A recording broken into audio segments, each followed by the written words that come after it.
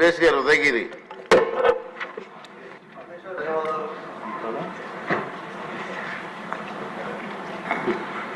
ధన్యవాదాలు అధ్యక్ష.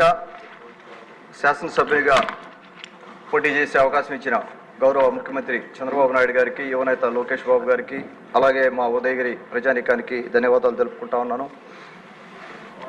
అధ్యక్ష, ఉదయగిరి నియోజకవర్గం 8 మండలాలు, దాదాపుగా 80,000 కుటుంబాలు ఉన్నాయి.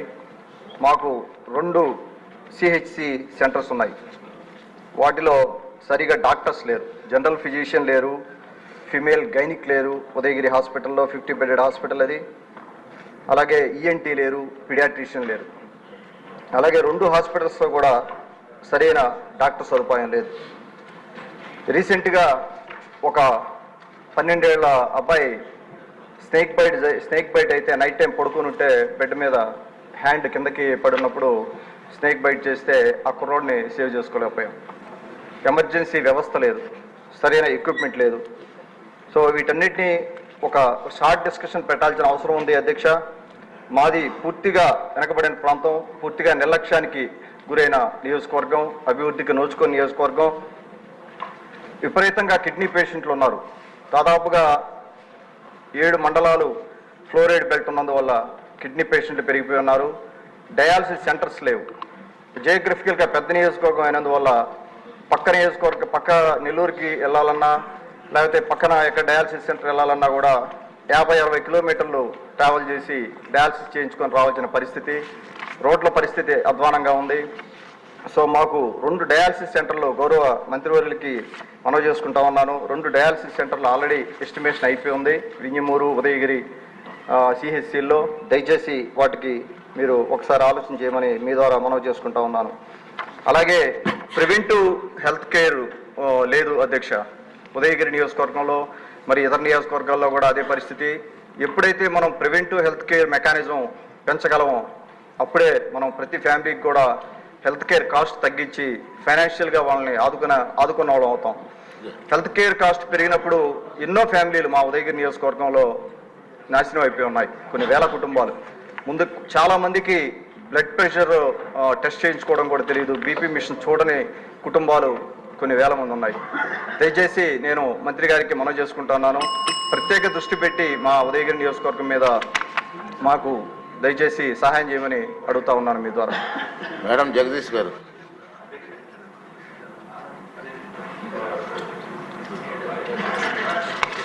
ధన్యవాదాలు అధ్యక్ష. శాసనసభలో మాట్లాడే అవకాశం ఇచ్చినటువంటి సభ్యులకు అందరికీ నమస్కారాలు. మా కురుపా నియోజకవర్గంలో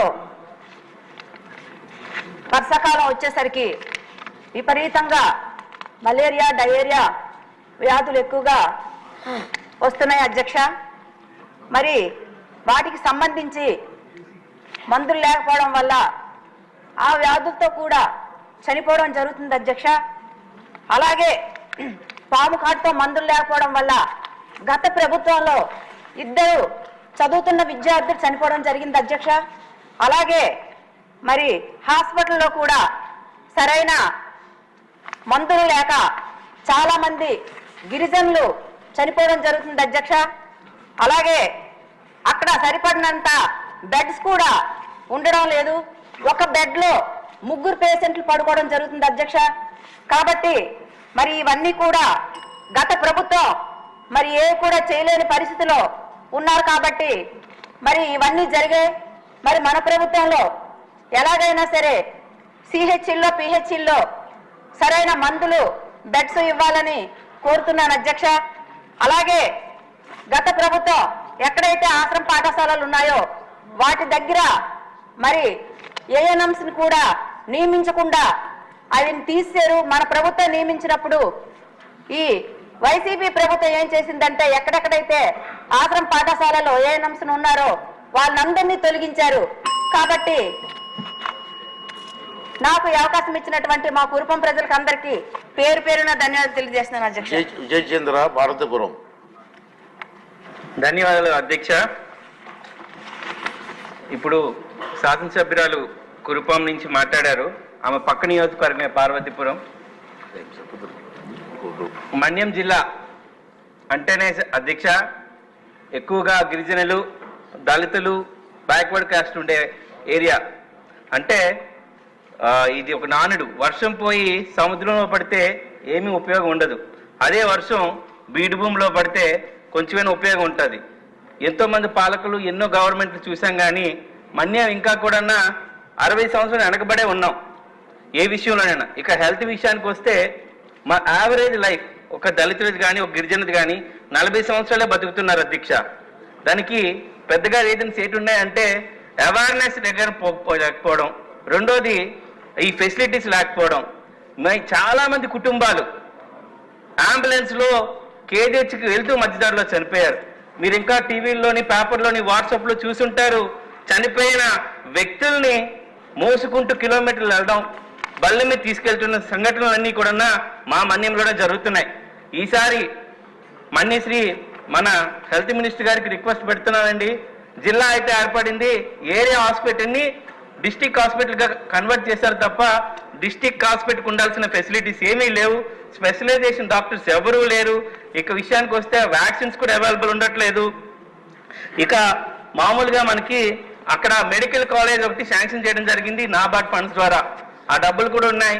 మెడికల్ కాలేజ్ రాగలిగితే, హాస్పిటల్ని మల్టీ స్పెషాలిటీ హాస్పిటల్ చేయగలిగితే మన్యం జిల్లా, శ్రీకాకుళం జిల్లా, విజయనగరం జిల్లా అన్నిటికీ ఒకటే హాస్పిటల్, అది కేజీహెచ్ హాస్పిటల్. దాని మీద ఇంత ప్రెజర్ ఉంటుంది అధ్యక్ష. మీరు కూడా అక్కడి నుంచే వచ్చారు. ఆ ప్రెజర్ తగ్గించాలంటే డీసెంట్రలైజేషన్ జరగాల్సిన అవసరం ఉంది. ప్రతి జిల్లాకి ప్రాధాన్యత ఇవ్వాల్సిన అవసరం ఉంది అనేది నా ఇక్కడి నుంచి మంత్రి గారికి మీ ద్వారా నేను ఈ నివేదన ఇవ్వడం జరుగుతుంది అధ్యక్ష. ఈ అవకాశం ఇచ్చిన మీకు మరొకసారి ధన్యవాదాలు. ఈశ్వరరావు గారు చెర్ల. శ్రీ గురుభ్యో నమః. అధ్యక్ష, మొదటిసారి 16వ శాసనసభలో మాట్లాడే అవకాశం కల్పించిన హెచ్చెర్ల ప్రజానికానికి ధన్యవాదాలు తెలియజేసుకుంటూ, అధ్యక్ష, ఆరోగ్యమే మహాభాగ్యం అంటారు కదా అధ్యక్ష. అటువంటి ఆరోగ్యానికి ఏ ప్రభుత్వం అయినా పెద్దపేట వేయాల్సిన అవసరం ఉంది. 2014-19లో చూస్తే అధ్యక్ష, చంద్రబాబు నాయుడు గారు ప్రభుత్వంలో ప్రతి గ్రామంలో కూడా, అంటే ప్రతి మండలంలో కూడా 1-2 పిహెచ్సీలు ఏర్పాటు చేయడం, కొత్త పిహెచ్సీలు ఏర్పాటు చేయడం జరిగింది అధ్యక్ష. అయితే గత 2019-24లో చూస్తే పూర్తిగా వాటిని పక్కన పడేసి దారుణంగా తయారయ్యే అధ్యక్ష. మొన్నను నేను శాసనసభ్యుడిగా కొన్ని పిహెచ్సీలకు వెళ్ళి విజిట్ చేస్తే చాలా దారుణంగా ఉన్నాయి అధ్యక్ష. అక్కడ కనీసం క్లీన్ చేసే స్వీపర్ లేరు అధ్యక్ష. టాయిలెట్ల పరిస్థితి చూస్తే భయంకరంగా ఉంది. లోపల చూస్తే మనకు వామిటింగ్స్ వచ్చే పరిస్థితిలో ఉంది అధ్యక్ష. ఇంకా గ్రామీణ ప్రాంతాల్లో మనకి స్నేక్ బైట్స్, అలాగే డాగ్ బైట్స్, ఇవి కంపల్సరీ, ఇవి చాలా ఇంపార్టెంట్ అధ్యక్ష. ఇట్లో ఉండవలసిన ఆ మెటీరియల్ ఉండడం లేదు అధ్యక్ష. అలాగే సిబ్బంది విపరీతమైన కొరత ఉంది అధ్యక్ష. కొంతమంది కొన్ని హాస్పిటల్లో అయితే 8 నుంచి 12 సంవత్సరాలు ఒకే సిబ్బంది పనిచేస్తున్నారు అధ్యక్ష. దాన్ని బట్టి మనం అర్థం చేసుకోవచ్చు అక్కడ హాస్పిటల్ నిర్వహణ ఎట్లా ఉంటుందో అధ్యక్ష. తప్పకుండా ఈ ప్రభుత్వంలో పేద ప్రజలందరూ ఎదురు చూస్తారు. చంద్రబాబు నాయుడు గారు వచ్చారు, మళ్ళీ సంక్షేమానికి ఎలా పెద్దపేట వేస్తారో అదే వైద్య ఆరోగ్య రంగానికి కూడా పెద్దపేట వేస్తారని ఆశిస్తున్నారు. పేదలకి, ముఖ్యంగా ప్రభుత్వ ఆసుపత్రుల మీదే ఉండే పేదలందరూ కూడా చాలా మంది ఉన్నారు అధ్యక్ష. కనీసం షుగరు, బీపీ టాబ్లెట్లు కూడా లేని హాస్పిటల్ కొన్ని ఉన్నాయి అధ్యక్ష.